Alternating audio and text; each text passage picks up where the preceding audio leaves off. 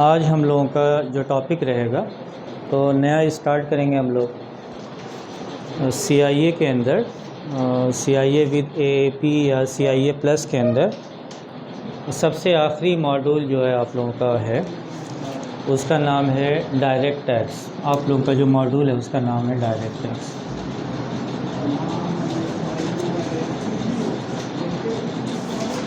ये आपका सब्जेक्ट है। तो सबसे पहले तो आपको ये जानना होगा कि डायरेक्ट टैक्स का मतलब क्या होता है। तो सिंपल मीनिंग ये हुआ कि which tax is paid directly to the government.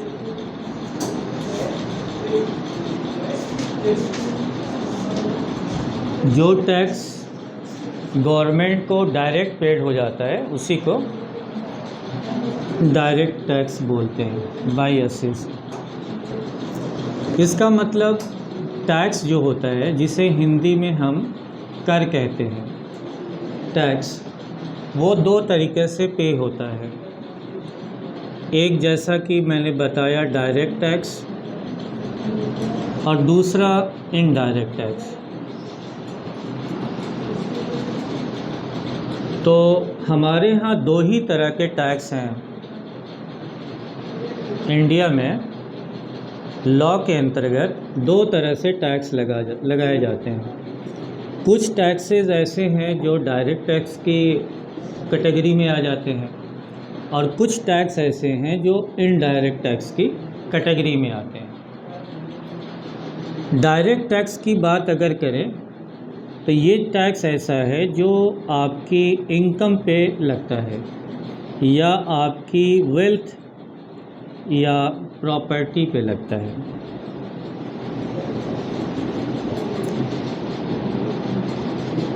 Income पे और वेल्थ पे लगता है, धन पे, प्रॉपर्टी पे, ये डायरेक्ट टैक्स। और इनडायरेक्ट टैक्स जो है वो गुड्स पे लगता है। अब गुड्स के अंदर दोनों चीज़ें होती हैं, टांजिबल और इनटांजिबल। तो टांजिबल में आप जानते हैं कि जो फिज़िकल गुड्स होते हैं उनको सिर्फ गुड्स ही बोलते हैं और जो इनटांजिबल होते हैं उनको सर्विस बोलते हैं। तो जो गुड्स और सर्विस हैं उस पे लगता है। तो बहुत तरह के टैक्स होते हैं जो गुड्स और सर्विस पे लगते हैं। उन्हीं टैक्सों में से एक टैक्स का नाम है GST, goods and service tax. और इधर भी बहुत सारे टैक्स हैं, जैसे सिक्योरिटी ट्रांजैक्शन टैक्स भी है डायरेक्ट टैक्स, कॉरपोरेशन टैक्स भी डायरेक्ट टैक्स है। लेकिन इसमें सबसे ज़्यादा इम्पोर्टेंट इनकम टैक्स है, यानी इनकम पे लगने वाला टैक्स है। और ये इनकम टैक्स ऐसा है जो गवर्नमेंट को डायरेक्टली पेड होता है। मतलब ये गवर्नमेंट है, गवर्नमेंट ऑफ इंडिया,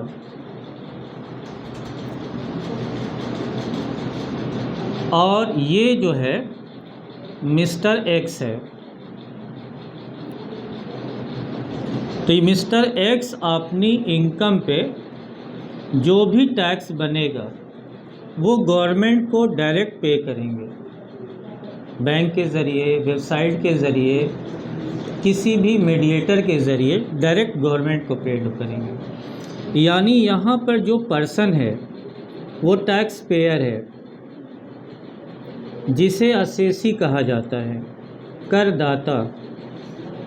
तो यहाँ पे इनकम अर्न करने वाला, पैसा कमाने वाला खुद गवर्नमेंट को टैक्स पे कर रहा है।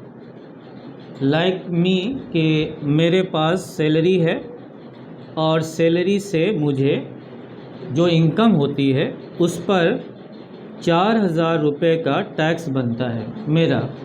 तो मेरी लायबिलिटी है कि मैं गवर्नमेंट को पे करूं। तो ये डायरेक्ट टैक्स है। ये इनडायरेक्ट टैक्स क्यों है? यहाँ भी गवर्नमेंट को ही टैक्स जाएगा, क्योंकि टैक्स पे किसी दूसरे का अधिकार नहीं होता, सिर्फ टैक्स गवर्नमेंट ले सकती है। अगर कोई दूसरा आदमी टैक्स लेने लगे तो फिर वो गुंडा टैक्स है, फिर वो ये टैक्स नहीं होगा। तो टैक्स तो गवर्नमेंट के पास ही जाएगा। एक डायरेक्ट टैक्स जा रहा था, अब यहाँ पे क्या है कि एक चेन बन गया है। जैसे यहाँ पे एक बी है और एक सी है, तो सी को हम लोग मान लेते हैं कस्टमर। तो कस्टमर क्या करता है, बी से सामान खरीदता है।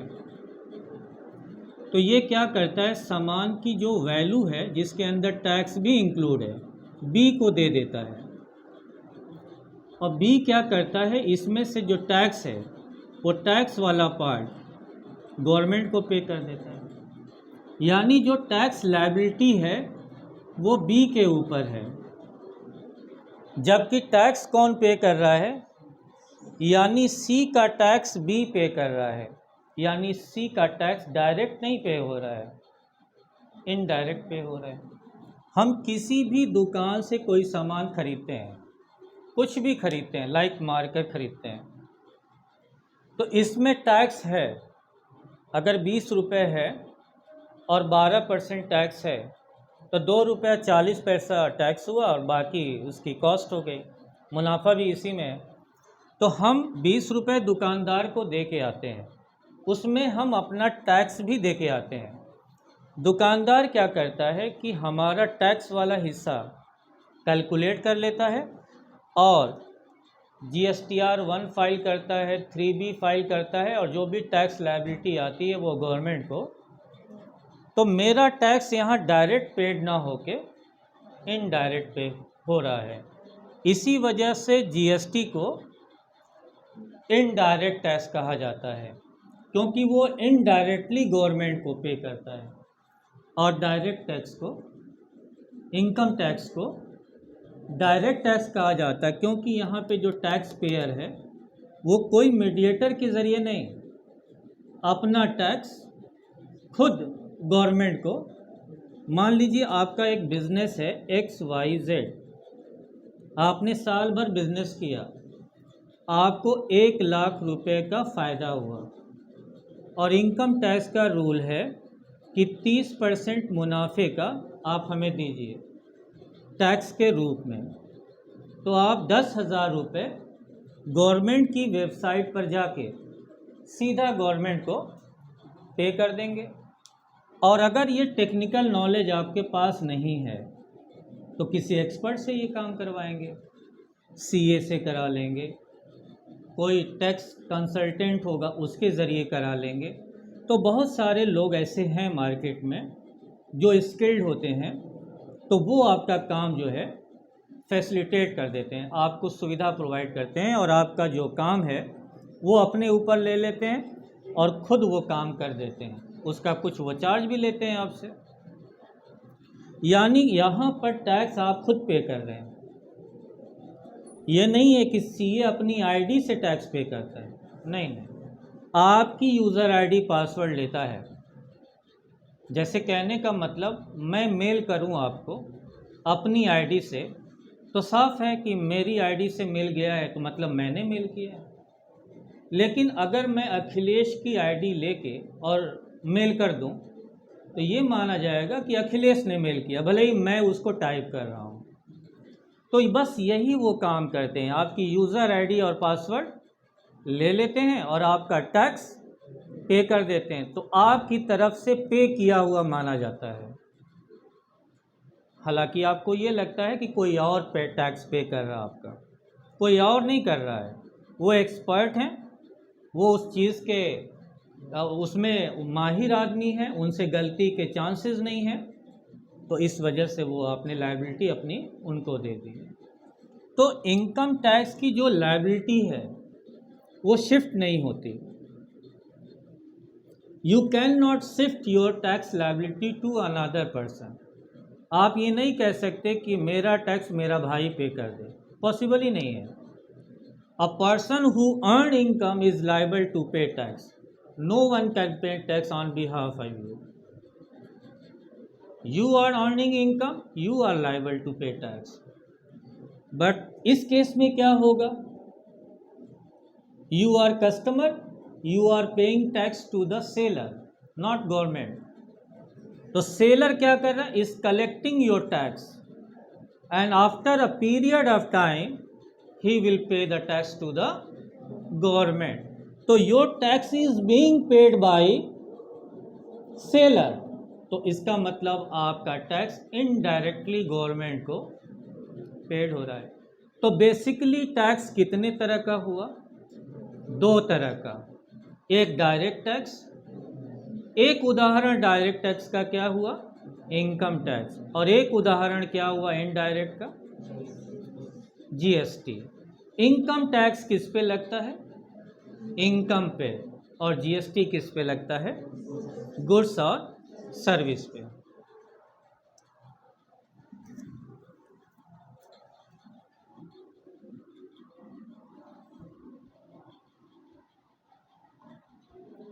अब इनकम टैक्स और जीएसटी दो तरह के टैक्स हो गए, डायरेक्ट और इनडायरेक्ट. दो तरह के टैक्स हो गए.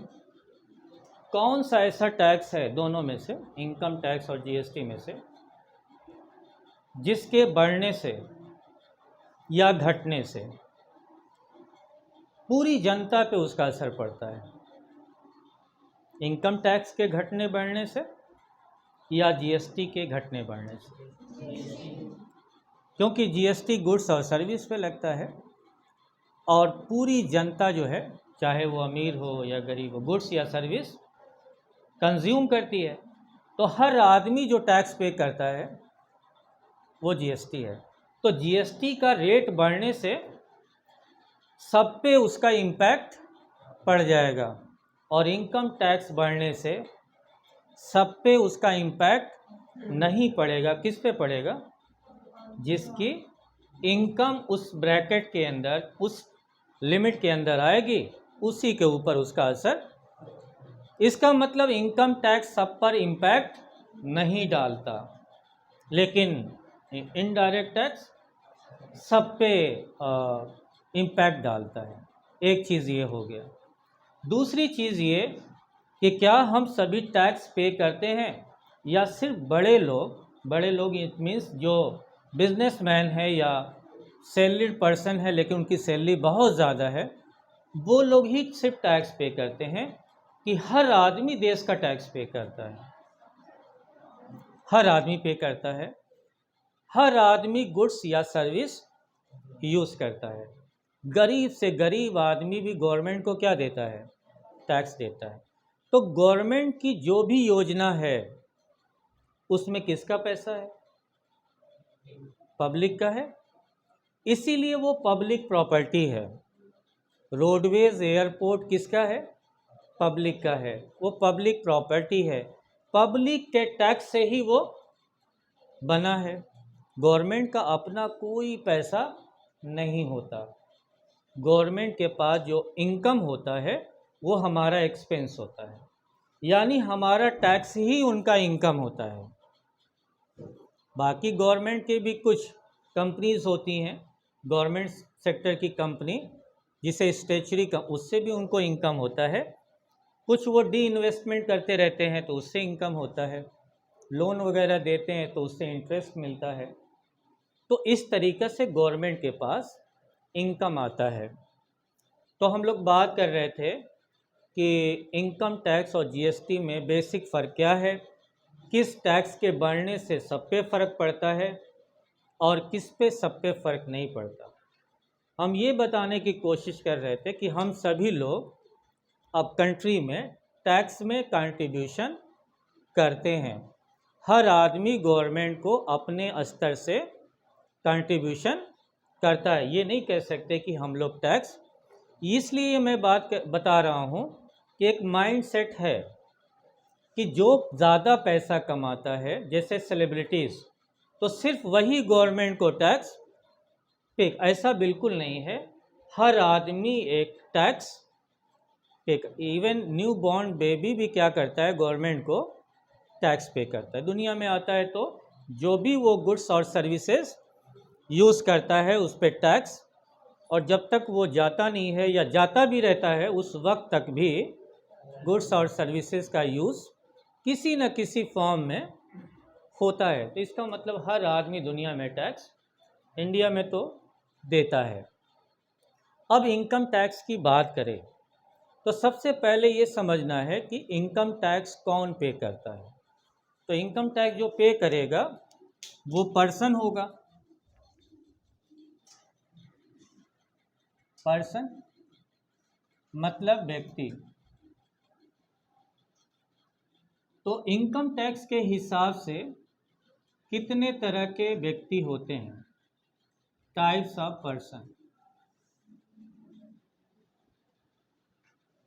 कितने होते हैं? 7 तरह के होते हैं।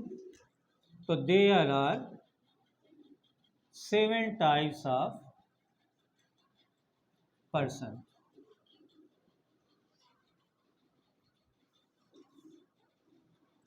सात तरह के लोग होते हैं जो गवर्नमेंट को टैक्स पे करते हैं।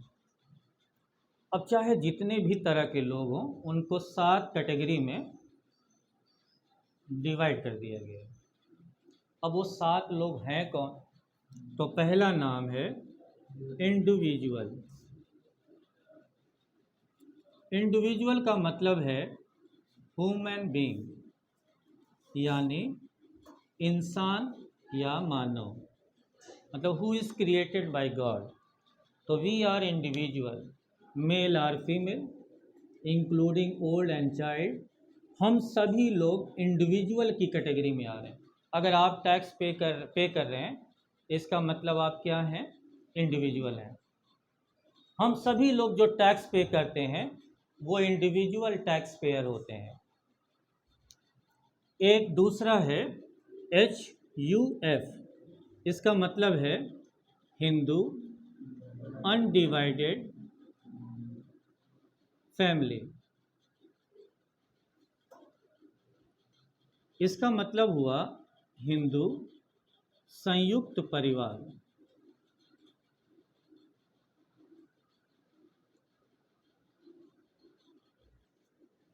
होता क्या है कि इंडिया में देखा गया है, हर मुल्क में ऐसा होता है, इंडिया में भी है, कि कुछ ट्रेडिशनल बिजनेस होते हैं वो जनरेशन टू जनरेशन चेंज हो जाते हैं। मतलब पहले दादा काम करते थे, अभी पिताजी वही काम कर रहे हैं, उसके बाद हम भी वही काम कर रहे हैं। तो वो एक फैमिली बिजनेस जैसा होता है, फैमिली बिजनेस जैसा।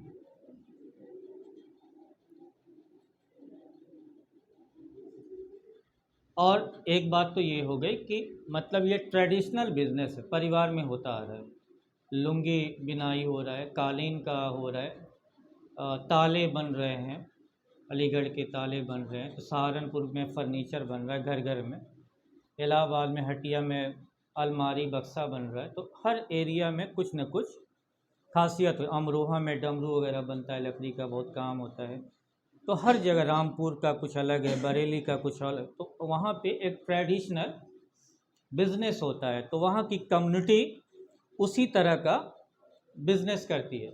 दूसरी बात यह है कि उसमें पूरे फैमिली के लोग इन्वॉल्व होते हैं, फैमिली मेंबर। अब घर में 5 लोग हैं तो पांचों मिलके काम करें। अब 5 लोग का मतलब ये ना जो काम करने लायक हों, मैं उनकी गिनती कर रहा हूँ। घर में तो बहुत सारे लोग होते हैं, मतलब लोग वो परिवार के लोग जो इंगेज हैं। सारे लोग तो नहीं हैं, हो सकता है कोई ओल्ड एज हो ना करते हों, लड़कियां हों, या फैमिली में जो डॉटर इन लॉ वगैरह हों वो ना करती हों। लेकिन परिवार के पुरुष या कुछ महिलाएं मिल के ये काम करते आ रहे हैं, और उनका एंसेस्टर एक है, पूर्वज, मतलब एक यूनिट है। जैसे जैसे दादा के 2 लड़के तो एक यूनिट है, लेकिन दादा के 2 लड़कों ने जब शादी हो गई उनकी, तो दोनों के अलग अलग परिवार हो गए। तो अगर दोनों अलग अलग बिजनेस कर रहे तो 2 HUF हुए, लेकिन दादा के अंडर में ही अगर वो दोनों काम कर रहे तो एक HUF हुए। इसका मतलब ये हुआ मेरे कहने का कि पांचों लोग मिलके बिजनेस कर रहे हैं, तो इनकम तो पांचों की हुई ना भाई। सब मिलके काम कर रहे हैं तो मुनाफा हुआ, तो पांचों का उसमें कंट्रीब्यूशन हुआ, तो टैक्स लायबिलिटी भी तो पांचों के ऊपर आएगी ना। तो इस समस्या से बचने के लिए ये लाया गया। अब इससे ये होगा कि घर का जो मेन मुखिया होगा, कर्ता, मैनेजर, उसके ऊपर लायबिलिटी है कि बाकी लोगों का भी टैक्स तो सबकी तरफ से पे मान लिया जाएगा। मतलब एक परिवार है, फैमिली, उसमें हस्बैंड और वाइफ दोनों वर्किंग हैं, दोनों एक बिजनेस करते हैं, तो इनको भी टैक्स अलग से पे करना पड़ेगा इंडिविजुअल, इनको भी टैक्स पे करना पड़ेगा इंडिविजुअल। लेकिन अगर ये दोनों में से कोई भी एचयूएफ का स्टेटस ले ले तो दोनों में से कोई एक टैक्स पे करेगा तो दूसरे का पे मान लिया जाएगा। तो ये टैक्स फॉर्मेलिटी, लायबिलिटी, ये सब खत्म हो जाएगा, एक आदमी के ऊपर हो जाएगा। लेकिन वाइफ अलग काम करती हैं, हस्बैंड अलग काम करते हैं, तो एचयूएफ नहीं होगा। बिजनेस एक होगा और दोनों लोग उसमें इंगेज होने चाहिए, तब होगा। तो ऐसा आप अगर देखेंगे गौर से तो इंडिया में ऐसा बहुत सारा है बिजनेस, फैमिली बिजनेस, जिसमें परिवार के सारे मेंबर मिलके काम करते हैं। तो उस सारी इनकम पे सबको टैक्स नहीं देना। जो भी जिम्मेदार होगा, चाहे वो उम्र में बड़ा हो या छोटा, उसकी लायबिलिटी है कि सबके बिहाफ पर अगर टैक्स पे करना चाहे तो कर सकता है। उसके लिए उसे एचयूएफ का स्टेटस इनकम टैक्स से लेना पड़ेगा, तब वो ऐसा कर पाएगा। ये हिंदू अनडिवाइडेड नाम से ये मतलब हुआ कि ये बेनिफिट अदर जो कम्युनिटी या अदर रिलीजन को नहीं है, नहीं तो यहाँ हिंदू वर्ड ना होता। लेकिन हिंदू वर्ड के अंदर कुछ कम्युनिटी को हिंदू कम्युनिटी का भाग मान लिया गया, जैसे बौद्धिस्ट, जैनिज्म, सिख, तो उनको ये बेनिफिट मिल जाएगा। लेकिन क्रिश्चियंस, मुस्लिम्स को ये बेनिफिट्स नहीं मिलता। इसीलिए कुछ लोग बोलते हैं कि ये डिस्क्रिमिनेटरी है, मतलब असमानता की बात करता है।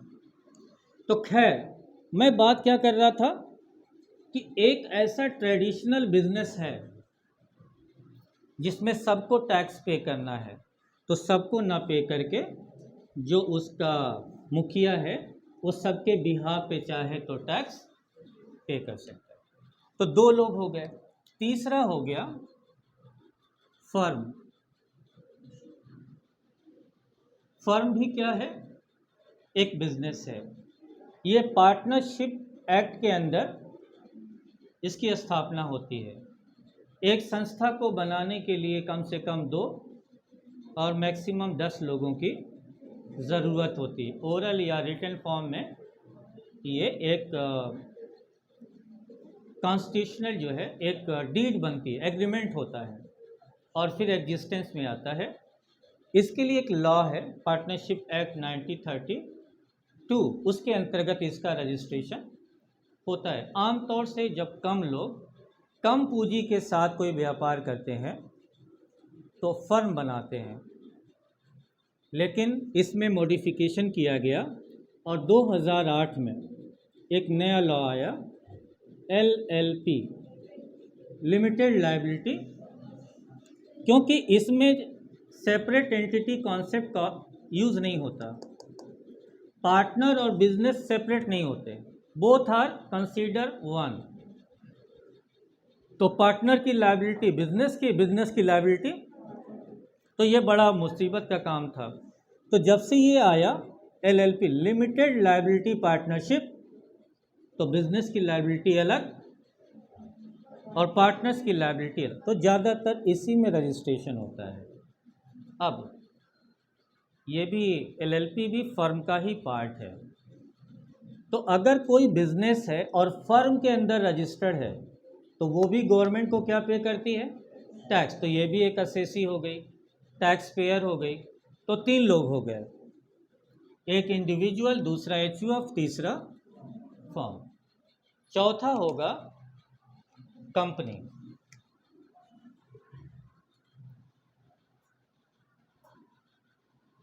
कंपनी तो हम लोग जानते हैं कि जो पढ़ा है हम लोगों ने एडवांस अकाउंट में कि on the basis of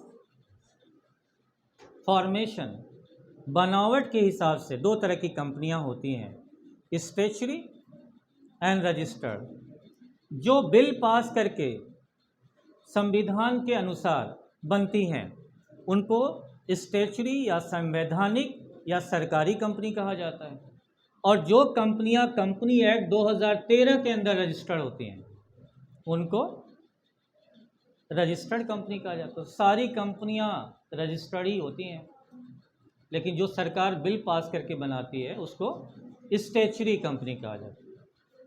on the basis of liability देखें तो तीन तरह की कंपनियां, limited by shares, limited by guarantee और अनलिमिटेड कंपनी। और on the basis of number भी तीन company, private limited, public limited और वन पर्सन। तो खैर किसी कैटेगरी में आप आते हों, बट कंपनी एक्ट के अंदर अगर आप रजिस्टर्ड हैं, जैसे ICA edu skill company act के अंदर रजिस्टर्ड है, तो आईसीए अपनी इनकम पे गवर्नमेंट को क्या पे करता है, इसका मतलब कंपनी भी टैक्स पे, सारी कंपनियां टैक्स पे करती हैं। और एग्जैक्टली मैक्सिमम टैक्स गवर्नमेंट को यहीं से आता है। तो चार लोग हो गए। पांचवा एओपी या बीओआई। एओपी का मतलब एसोसिएशन ऑफ पर्सन और बीओआई का मतलब बॉडी ऑफ इंडिविजुअल।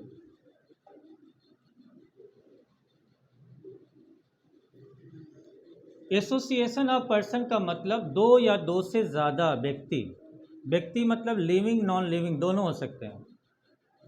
मतलब टाटा और रिलायंस मिल के कोई व्यापार करे विदाउट एग्रीमेंट, जॉइंट वेंचर के तौर पर, for specific project for a period of time, तो वो एओपी हो जाएंगे। और दो लोग प्रवीण और अखिलेश मिलके काम करें, दोनों नेचुरल पर्सन, तो बॉडी ऑफ इंडिविजुअल हो जाएंगे। यानी एसोसिएशन ऑफ पर्सन में लिविंग और नॉन लिविंग दोनों हैं, और बॉडी ऑफ इंडिविजुअल में दोनों इंडिविजुअल हैं, मतलब दोनों ह्यूमन बीइंग हैं।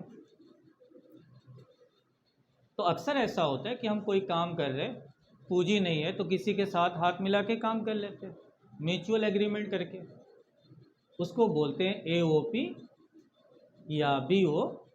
तो ये लोग भी टैक्स पे करते हैं, तो ये भी टैक्स पेयर हो गए। ये 5 हो गए। 6 नंबर पे है लोकल अथॉरिटी।